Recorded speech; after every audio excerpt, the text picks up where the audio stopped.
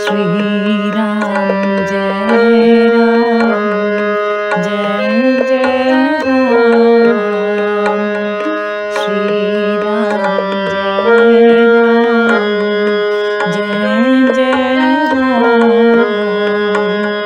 श्री राम जय राम जय जय राम। कुछ लोगों का विचार था कि बाबा जी का कैंची और भूमियाधार में आश्रम बनाने के पीछे उद्देश्य यही था कि वह शिल्पकारों के संपर्क में रहें। शिल्पकार उन उपदेशकों की बड़ी सरलता से शिकार बन जाते थे जो उन्हें पाव रोटी या बिस्किट दे जाया करते थे। भूमियाधार में कई भंडारों के बाद एक दिन उन्होंने कहा, दादा, अब उन उपदेशकों ने यहाँ आना ही बंद कर दिया है, क्योंकि उन्होंने अनुभव कर लिया कि उनकी डबल रोटी और बिस्कुट हमारे हलवे और पूड़ियों का सामना नहीं कर सकेंगे। उनके पास लोगों की पीड़ा और कठिनाइयों को दूर करने के अन्य बहुत से उपाय थे। ये उपाय वे लोगों की दृष्टि बचाकर ही करते थे, किंतु दीनहीनों के लिए सहायता निरंतर चालू रहती थी। कभी कभी कोई किसान आकर कहता, मेरी बैलों की जोड़ी में से एक बैल मर गया है, मैं उसके बिना अपने खेत नहीं जोत सकता। खेत ही हमारी जीविका का एकमात्र साधन है। मेरे पास पैसे भी नहीं हैं कि मैं दूसरा बैल खरीद सकूं। कोई बूढ़ी महिला आकर कहती, मैं बूढ़ी हो चली हूं, मेरी कन्या ब्याहने योग्य हो गई है, मेरे पास इतना धन नहीं कि उसका विवाह कर सकूं। कोई तीसरा आकर कहता, मेरा भाई यक्ष्मा से पीड़ित है, मेरे पास उसके उपचार के लिए पैसा नहीं है, कैसे दवा करूं? इस प्रकार के प्रश्न रोज उनके सामने आते रहते थे। उनमें से कोई भी निराश होकर नहीं जाता था। इसका कभी प्रचार नहीं होता था। हर एक को किसी न किसी रूप में सहायता मिलती ही थी।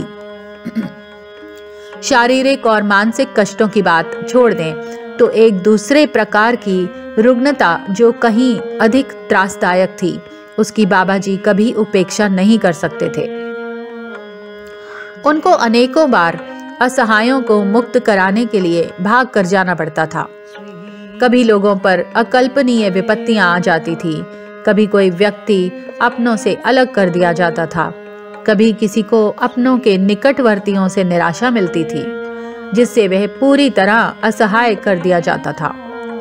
मन और शरीर की पीड़ा तो कभी कभी सहनीय भी होती है, किंतु हृदय की पीड़ा तो मारक हो जाती है। इस प्रकार की निराशा से व्यक्ति उद्ध्वस्त से हो जाते हैं और उन्हें सहारा देने के लिए कोई भी नहीं होता। हम में से बहुत कम लोगों की ईश्वर भक्ति इतनी दृढ़ है कि हम ये विश्वास करें कि हमें आवश्यकता पड़ने पर उसकी सहायता प्राप्त होगी। हमें अपनी याचना पर कुछ मूर्त फल चाहिए। हमारी याचना बाबा तक पहुंचती थी और वह बिना किसी के देखे या अनदेखे हमारे पास दौड़ पड़ते थे। वह हमारे पास आते, हमसे बातें करते, शास्त्रों की ही नहीं अपितु अपनी ही मधुर भाषा में।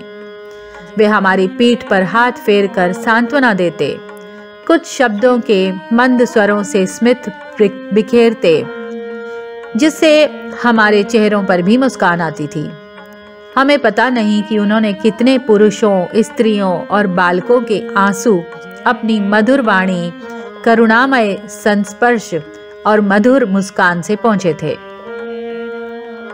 उनकी अपने भक्तों के प्रति दया भी इन्हीं रूपों में उनकी आकांक्षाओं को पूरा करती थी, जिससे वे निराशा से बचे रहते थे।